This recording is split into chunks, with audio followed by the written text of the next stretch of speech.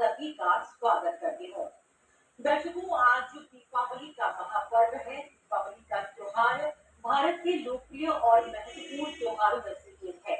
ये त्योहार कार्तिक मास की अमावस्या तिथि को मनाया जाता है। दीपावली को दीपों का त्योहार या दीपोत्सव भी कहा जाता है। ये त्योहार बुराई पर अच्छाई और अंधकार पर प्रकाश की जीत का प्रतीक है। दर्शकों, दीपावली को लेकर मान्यता है कि इस दिन भगवान राम 14 साल के वनवास के बाद अयोध्या लौटे थे और उनके वापस लौटने की खुशी में और स्वागत में अयोध्या वासियों ने घी के दीपक जलाए थे और तभी से हम इस पर्व को मनाते आ रहे हैं। दीपावली पर्व पर देवी लक्ष्मी और भगवान गणेश का पूजन किया जाता है।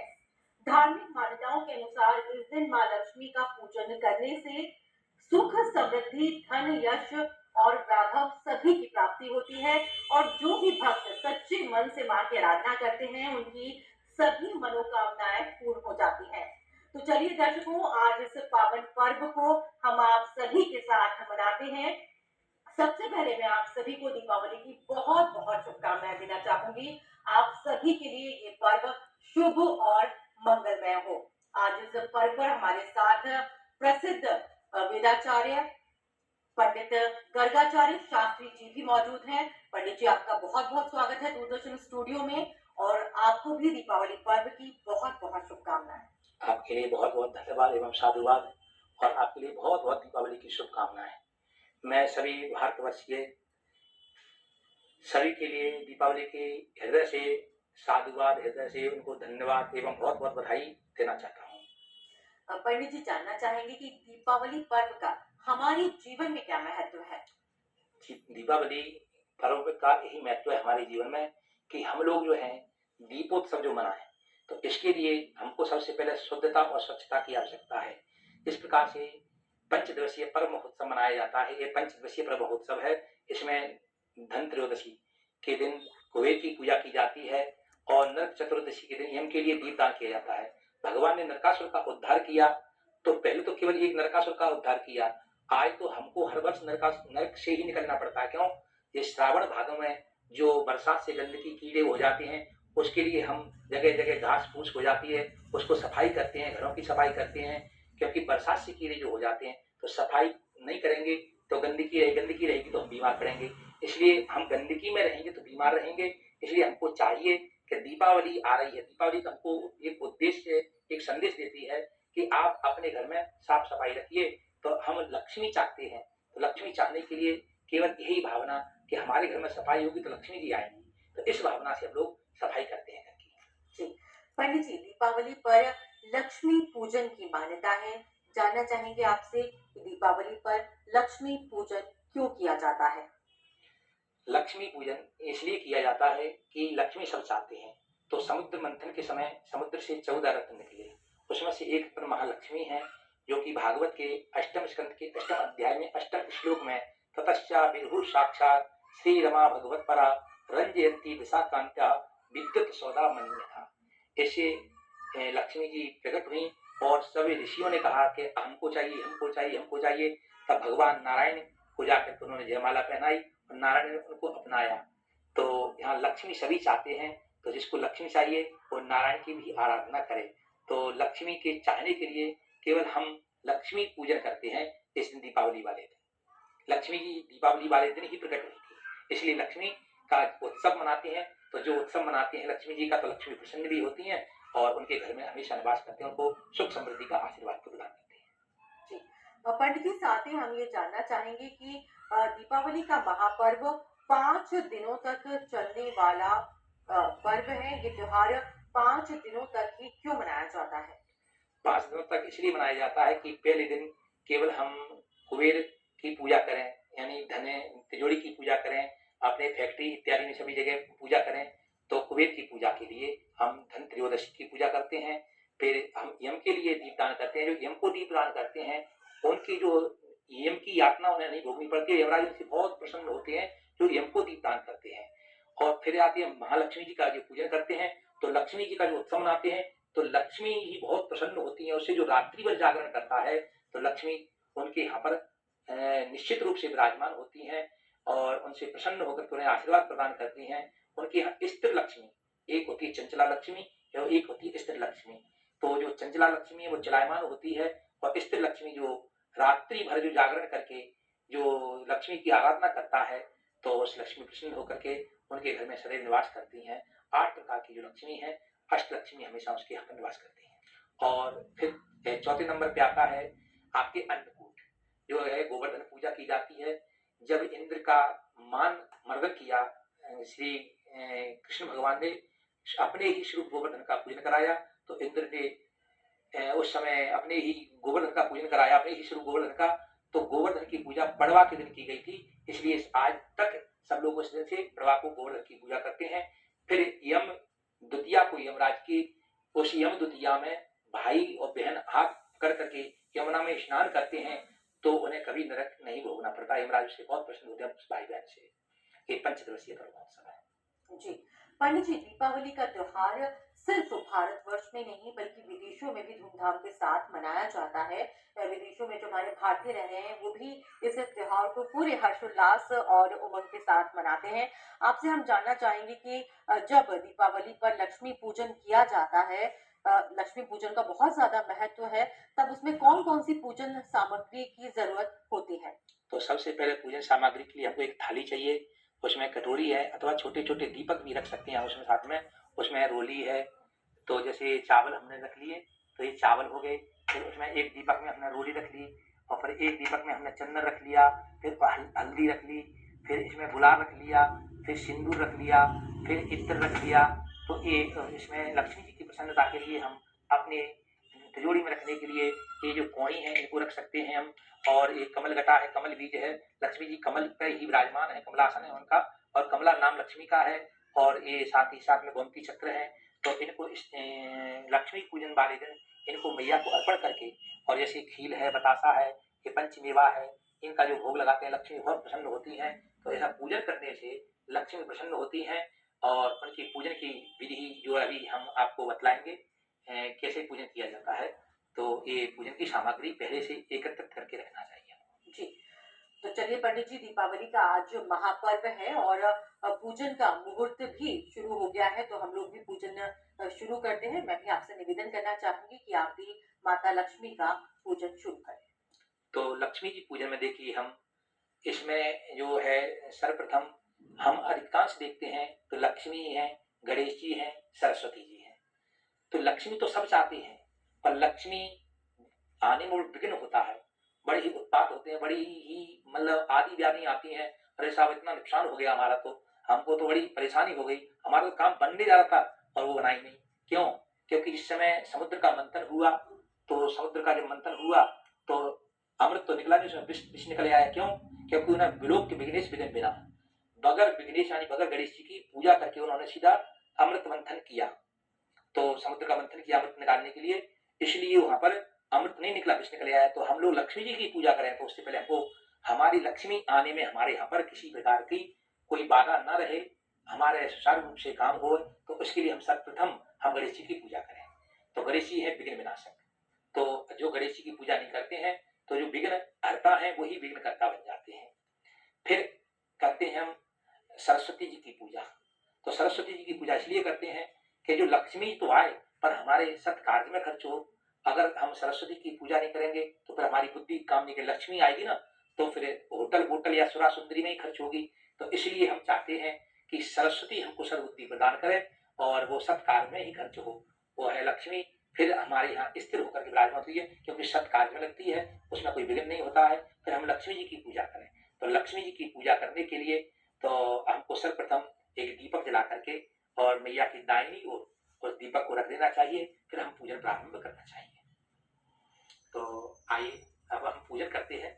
तो कैसे पूजा करेंगे? तो सर्वप्रथम मैं बताना चाहूंगा आपको 3 बार हमको आचमन करना है। ओम केशवाय नमः, ओम माधवाय नमः, ओम नारायणाय नमः। तो हस्तों पर क्या लग हाथ धो करके फिर हमको अपने माथे पर तिलक लगाना है। ललाटे तिलकम कृत्वा पूजा क्रम समाचरित अकृत्वा भद्रकम तस्य कर्म नृत्यम। अगर तिलक नहीं है माथे पर तो हमारी पूजा का कोई फल नहीं है, श्रम है, केवल ध्यान देना है आपको। अब हम फिर अपने आसन पे बैठ करके पूजा करें। अगर आसन नहीं है, कई बार कहता है अरे हमारे यहाँ तो संगमरमर है और बढ़िया हमारा बढ़िया टाइल्स लगी हुई है, तो अरे इसकी जरूरत नहीं है महाराज। तो इसलिए आसन के बारे में कहते हैं कि वंशासनी तो दारिद्र्यम, बांस का आसन है, नीचे नहीं बैठा जा रहा है, मूला पर बैठे हुए, तो वंशासनी तो दारिद्र्यम, पाषाढ़ी व्याधि लेता, पत्थर पर बैठने से व्याधि आती है, धरण्यम तो भवित्वकम, धरती बैठने से दुख की प्राप्ति होती है। इसलिए आसन हमेशा कौशेयम कम्बलम चाहिए, अजनम पट्ट में पोशाका या कंबल का होना चाहिए। तो ये तो आसन और तिलक के बारे में थी। अब हम पूजा प्रारंभ करते हैं। तो सबसे पहले हम दीपक जला करके, तो दीपक जला करके, धूप बत्ती जला करके फिर हम पूजा प्रारंभ करेंगे। तो हाथ में हम चावल और फूल लेकर के और वेद मंत्रों को श्रवण करेंगे। हरि ओम स्वस्ति न इंद्रो वृद्धश्रवाः स्वस्ति नः पूषा विश्ववेदाः स्वस्ति नस्तार्क्ष्यो अरिष्टनेमिः स्वस्ति नो बृहस्पतिर्दधातु। इस प्रकार से हम गणेश जी को यहाँ पर फूल, लक्ष्मी मैया को और सरस्वती मैया को फूल और चावल अर्पण कर देंगे। इसके बाद में हम फिर सभी देवताओं को प्रणाम कर लेंगे, जितने स्थान देवता आदि हैं। श्रीमन महागणाधिपते नमः, लक्ष्मी नारायणाभ्याम नमः, उमा महेश्वराभ्याम नमः, वाणी हिरण्यगर्भाभ्याम नमः, सची पुरंदराभ्याम नमः, मातृ पितृ जगन्मणिभ्यो नमः, इष्ट देवताभ्यो नमः, कुल देवताभ्यो नमः, ग्राम देवताभ्यो नमः, स्थान देवताभ्यो नमः, वास्तु देवताभ्यो नमः, सर्वे भूदेवेभ्यो नमः। इस प्रकार से फिर हम हाथ जोड़ करके विनायकम गुरुम भानुम ब्रह्म विष्णु महेश्वर सरस्वती प्रणम्यारो धर्म कार्यार्थ सिद्धये, लक्ष्मी पूजन कार्यार्थ सिद्धये भी बोल सकते हैं। फिर इसके बाद में हम संकल्प करेंगे, हाथ में जल चावल फूल सुपारी लेकर के, फिर हम हाथ में दक्षिणा रख करके फिर हम संकल्प करेंगे 3 बार विष्णु विष्णु बोल करके, और अपना जैसे हम बोल रहे हैं शॉर्ट में ही बोलेंगे। तो विष्णु विष्णु विष्णु उसकी मतलब तो महापुरुष विष्णुराज्ञा प्रवर्तमानस्य अद्य श्री ब्रह्मोदयति श्वेतवारा कल्पे वैवस्वत अष्टादशतमे युगे कलियुगे कल्पनिर्णय जम्बूद्वीपे भारतवर्षे भटकंडे आर्यावतार ब्रह्मावती देशे। हम यहाँ पर बैठे हुए, जिस स्थान पर बैठे हुए हैं उस स्थान का जगह बोल लेंगे। हम उत्तर प्रदेश में, मध्य प्रदेश में जहाँ भी बैठे हुए हैं बोल करके फिर हम उस दिन जो बार है, तिथि है, आज जैसे दीपावली पूजन कर रहे हैं तो अमावस्या बोल करके, अमावस्या में स्वाति नक्षत्र होता है, तो स्वाति नक्षत्र तुला राशि स्थिते चंद्रे, और ऐसा बोल करके फिर अपना नाम गोत्र बोल करके श्रुति स्मृति प्राणोक्त फल प्राप्ति अर्थम 10 विध, यानी हर प्रकार से हमको लक्ष्मी की प्राप्ति हो, 10 विध लक्ष्मी प्राप्ति कामनाते लक्ष्मी पूजन कर्मा हम करिष्ये तत्र आदौ निर्विघ्नता सिद्ध्यते गणेश और सद्बुद्धि प्राप्त्यर्थे श्री सरस्वती पूजन कर्मा हम करिष्ये। दीप पूजन आरभ्य प्रधान पूजन पर्यंत निखिल कर्म कर्मा हम करिष्ये, ऐसा बोल करके हम संकल्प भगवान गणेश जी के और माता लक्ष्मी के, सरस्वती मैया के चरणों में ही छोड़ देंगे। इसके बाद में हम चावल लेकर के फिर सभी देवताओं का ध्यान करेंगे और दीपक का पूजन करेंगे। दीप नारायणाय नमः सर्वोपचारार्थे गंधाक्षपुष्पाणि समर्पयामि नमः। जो का दीपक जल रहा है दाहिनी और मैया का, तो वहां पर हमने दीपक की पूजा की, दीपक को नमस्कार कर लिया। दीपक को नमस्कार करने के उपरांत हम फिर कर्म पात्र का पूजन करेंगे। गंगे च यमुने चैव गोदावरी सरस्वती नर्मदे सिंधु कावेरी जलेस्मिन् सन्निधिं कुरु। इसमें हमने गंगा नदियों का पूजन किया, क्योंकि जो जल पीने योग्य नहीं है वो पूजन के योग्य कैसे हो सकता है, इसलिए हमने यहाँ पर गणेश इसमें गंगा नदियों का आह्वान किया। अब हम पूजन प्रारंभ करते हैं। तो सबसे पहले हम गणेश जी का ध्यान करेंगे। हरि ओम गणानन्त्वा गणपतिगुं हवामहे प्रियाणन्त्वा प्रियपतिगुं हवामहे निधीनान्त्वा निधिपतिगुं हवामहे वसो मम आहम यानि गर्भधर्मात्मा यासि गर्भधम्मा।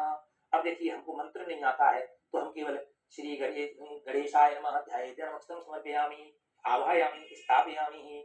फिर सरस्वती नमः आवाहयामि स्थापयामि। फिर महालक्ष्मी नमः आवाहयामि स्थापयामि।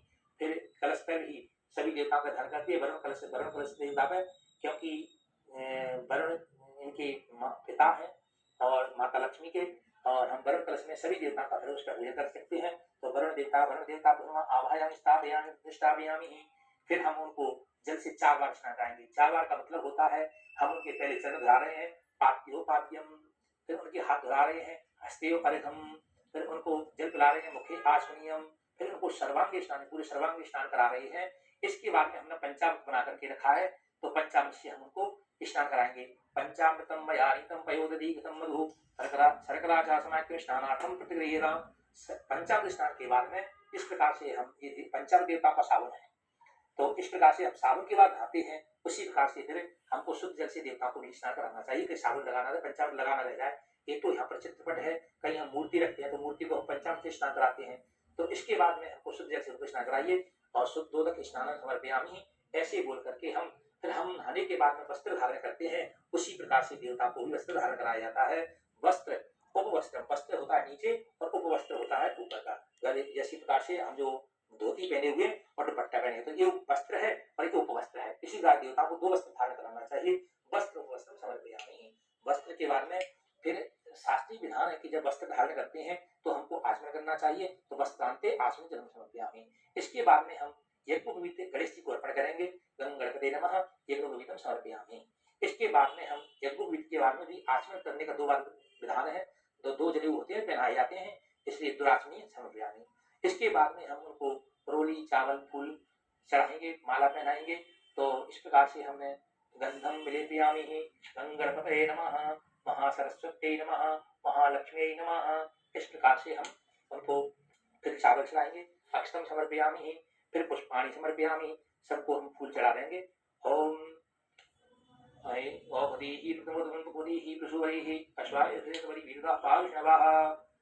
विशेष फूल जो मैया को प्रिय है वो है कमल का पुष्प है, क्योंकि कमल में अष्टदल ही विशेष रूप से माने जाते हैं। तो उसमें है तो सतदल कहे गए हैं, लेकिन अष्टदल अष्टम स्कंद के अष्टम अध्याय में अष्टम श्लोक के अनुसार ही ऐसा कहते हैं कि मैया कमल के ऊपर ही विराजमान होकर के प्रकट होती है। लक्ष्मी कभी गर्भ में नहीं आती है, वो प्रकट होती है। तो इस प्रकार से कमल पर ही विराजमान होकर के मैया, और जो कमल का फूल मैया को चढ़ाते हैं तो मैया भी उनको बहुत आशीर्वाद देते हैं। लक्ष्मी जी को कमल बहुत प्रिय है, इसलिए कमल चढ़ाने से लक्ष्मी प्रसन्न होती है। और कहीं कमल नहीं मिलता है तो फिर हम कमल भी मैया को अर्पण करें। इस प्रकार से यहाँ पर कमल पुष्प की बात, अगर ऊपर नहीं चढ़ पाता तो हम उनके नीचे भी चढ़ा सकते चरणों में। तो यहाँ पर हम कमल बीज जो है, कमल गटा जिसे बोलते हैं, तो कमल के अभाव में हम कमल बीज भी अर्पण कर सकते हैं। कमल पुष्प कमल बीज समर्पयामि। और उनको जो प्रिय है, कोणी प्रिय है, तो जो कोणी है तो 5 कोणी और 5 गोमती चक्र भी हम यहाँ पर उनको अर्पण करेंगे।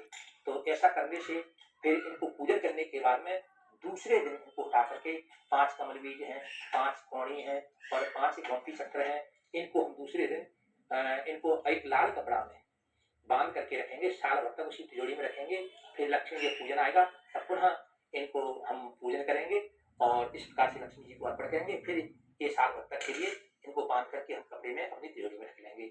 इसके बाद में हम कमल पुष्प के बाद में हम दुर्गा, लक्ष्मी को चढ़ाई जाती है। दुर्गा नहीं चढ़ती है, लेकिन लक्ष्मी जी को दुर्गा चढ़ती है। तो लक्ष्मी जी को हम दुर्गा, गणेश जी को दुर्गा चढ़ाएंगे। दुर्गांकुरान समर्पयामि। और दुर्गांकुरान के बाद में और दूर अंकुर के बाद में फिर हम बेलपत्र चढ़ाएंगे मैया को। और बेलपत्र भी लक्ष्मी जी की वैसी स्तन से उत्पन्न है, और कहते हैं लक्ष्मी बेलपत्र में भी निवास करती हैं। जो बेल फल या बेलपत्र अर्पण करते हैं तो उससे लक्ष्मी बहुत प्रसन्न होती है। और बेल फल के द्वारा अगर हम हवन करें, बेल फल के द्वारा बेल फल का चूर्ण बना करके और 1000 नाम से या 108 नाम से आहुति देंगे तो लक्ष्मी बहुत प्रसन्न होती हैं। फिर उनके यहाँ पर हमेशा लक्ष्मी विराजमान होती है, कभी उनको छोड़ करके नहीं जाती हैं। इसके बाद में हम उनको हल्दी चढ़ाएंगे। हरदा रंजती देवी सर्व सौभाग्यदायिनी हरदा नाचता देवी ग्रहण परमेश्वरी ही। इस प्रकार से हल्दी चढ़ाने के बाद में फिर हम सिंदूर चढ़ाएंगे। सिंधूरम शोभनर्थम सौभाग्यम सुवर्धम शुभदम कामनम चैव सिंधूरम प्रतिगृहीताम गणेश सरस्वती महालक्ष्मी नमः सिंधूरम सौभाग्य विज्ञान समर्पयामि। फिर हम अबीर और गुलाल, जो चमकना होता है वो अबीर होता है और गुलाल, तो अबीरंचा गुलालंचा शोभा चंद्रेचा अबीरे नाचता देवा ग्रहण परमेश्वरा ग्रहण परमेश्वरी ही। इस प्रकार से हमने फिर उनको हम इत्र चढ़ाएंगे। और इत्र चढ़ा करके और मंत्र सभी को प्राय आता है, त्र्यंबकं जजामहे सुगंधिं पुष्टिवर्धनम उर्वारुकमिव बंधनान् मृत्योर्मुक्षीयमामृतात्। फिर हम धूप दिखा देंगे। धूपम दीपम संदर्शयामि, हाथ धो करके। जिस प्रकार से हम अपना श्रृंगार करते हैं तो क्रीम पाउडर के हाथ धोते हैं ना, तो इसी प्रकार से हम भगवान को भी श्रृंगार किया हमने, फिर हाथ धो करके हम भगवान को भोग लगाएंगे। जिस प्रकार से हम अपने सिर पर चीनी खाते हैं तो थाली लगा करके हम अपने सामने पाते हैं, उसी प्रकार से भगवान को सुंदर धोने में सजा करके उसमें पान पत्ता लगा करके उसमें लौंग, इलायची, फल, मिष्टान आदि रख करके और मैया को अर्पण करें। तो उनका विशेष भोग भी यहाँ पर है। खील है, बतासा है, नारियल का जो खोपड़ा है वो उसको हम चढ़ाते हैं, गरीब से बोलते हैं। तो अपनी अपनी भाषा में जगह जगह होता है पंचमेवा, पंचमी बाद बहुत प्रसन्न होती है माता लक्ष्मी। तो इस प्रकार से हम पंचभोग 5 प्रकार के फल भी उनको अर्पण करें हम। तो 5 प्रकार के फलों में हम कोई भी फल ले सकते हैं, कोई नाम नहीं है ऐसा। हम अनार ले लें, केला ले लें, संतरा ले लें, अंगूर ले लें, चीकू ले लें, आदि जो भी ले सकते हैं। तो 5 फल अर्पण करने के बाद में फिर हम नैवेद्य भोग लगाने के बाद में फिर हम उनको 5 बार आचमन कराएंगे। ओम प्राणाय स्वाहा, ओम अपानाय स्वाहा, ओम व्यानाय स्वाहा, ओम उदानाय स्वाहा, ओम समानाय स्वाहा। ऐसा करके हमने फल अर्पण किया उनको। फिर हम उनको दक्षिणा अर्पण करेंगे। तो दक्षिणा अर्पण करने के बाद में फिर हम उनसे प्रार्थना करेंगे कि माता लक्ष्मी हमारे यहाँ पर विराजमान हो घर में, और गणेश जी से प्रार्थना करें कि लक्ष्मी आने में कोई किसी प्रकार का विघ्न ना आवे। तो हम गणेश जी से प्रार्थना करेंगे, विघ्नेश्वराय वरदाय सर्वप्रियाय लंबोदराय सकलाय जगद्दिताय नागाननाय सत्यग्निभूषिताय गौरीष्ठाय गणनाथ नमो नमस्ते।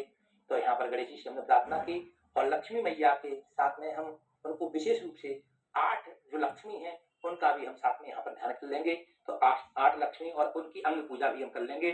ओम चपलाय नमः, ओम चंचलाय नमः, ओम कमलवासिन्यै नमः, ओम कात्यायन्यै नमः, ओम जगन्मात्रे नमः, ओम विश्ववल्लभाय नमः, ओम कमलवासिन्यै नमः, ओम पद्माननाय नमः, ओम कमलपत्राक्षै नमः, ओम श्रियै नमः, ओम महालक्ष्म्यै नमः, सर्वांगम पूजयामि।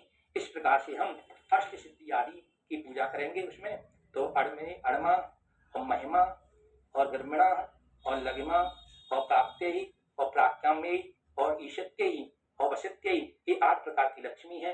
तो 8 प्रकार की लक्ष्मी जो है अष्ट सिद्धि है और 8 लक्ष्मी है।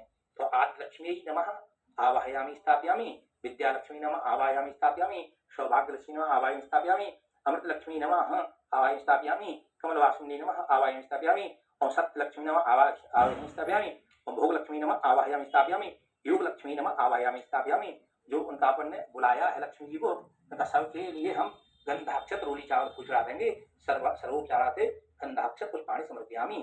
इस प्रकार से हम फिर उनको धूप दीप दिखा करके हम भोग लगा करके फिर हम जो है मैया को हम फल इत्यादि चढ़ा करके दक्षिणा करके प्रार्थना कर लेंगे मैया से। या देवी सर्वभूतेषु लक्ष्मी रूपेण संस्था नमस्तस्यै नमस्तस्यै नमस्तस्यै नमो नमः।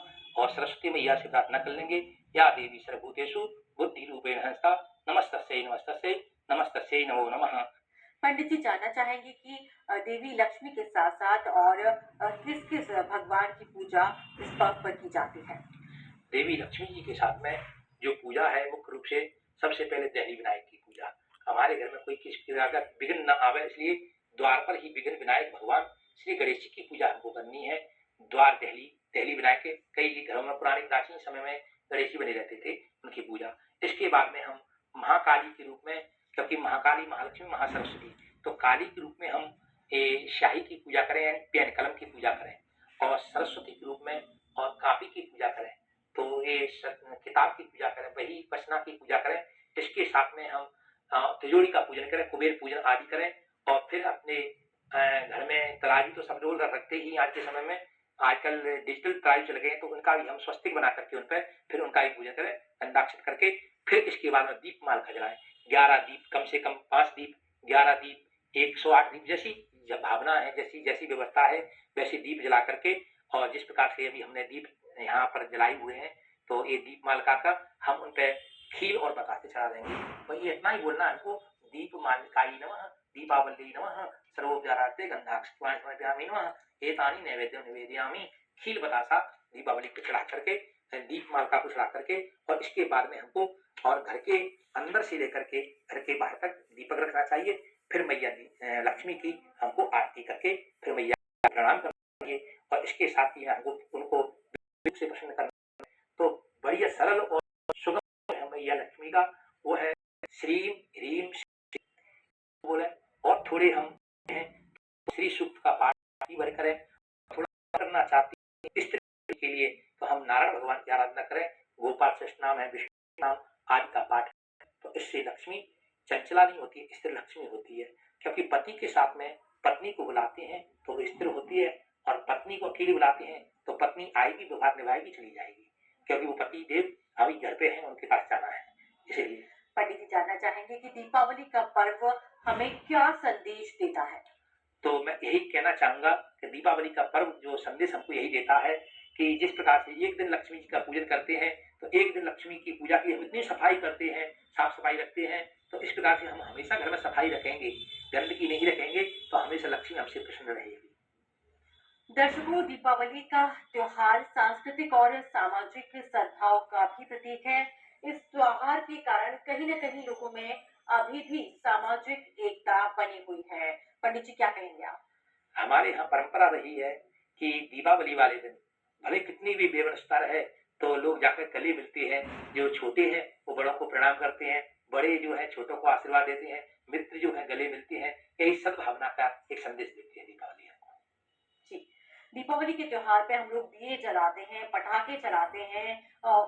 पटाखे कई बार नुकसानदायक भी होते हैं पंडित जी। तो पटाखों को लेकर क्या आप कोई मैसेज हमारे दर्शकों को देना चाहेंगे कि किस तरीके से पटाखे जो है वो लोगों को जलाने चाहिए?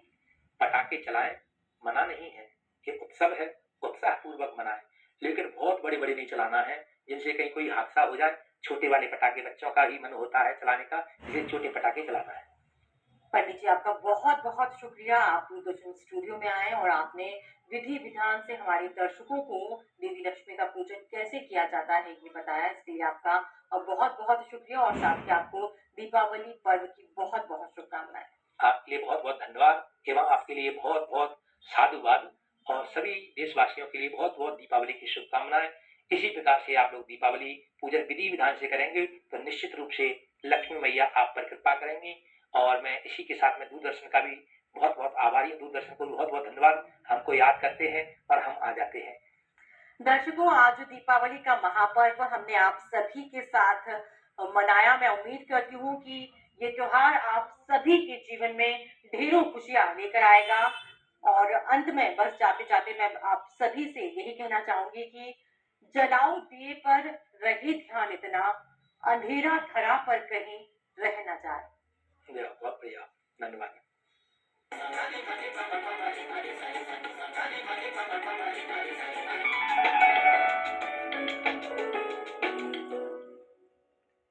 वो विरह की दास्तां पत्थर